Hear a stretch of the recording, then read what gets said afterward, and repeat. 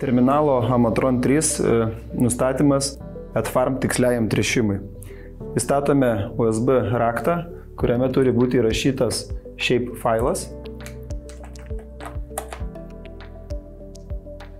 Vyksta duomenų nuskaitimas. Po to spaudžiame dvi rodyklės.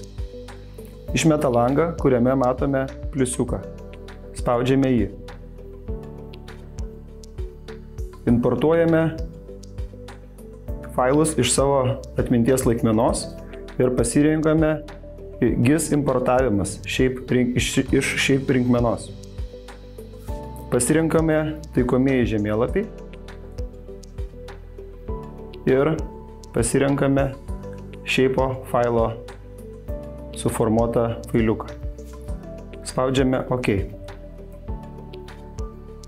Po to pasirinkame gyvą, tai yra koordinatės. Spaudžiame OK ir nustatome, kaip bersime veikliąją medžiagą. Ar kilogramais, ar tiesiog veikliąją medžiagą bersime elementus. Mes renkamės kilogramus į hektarą. Spaudžiame OK. Turime suformuotą žemėlapį, patvirtiname žalią varnelę. Jis yra importuojamas ir importuotas sėkmingai.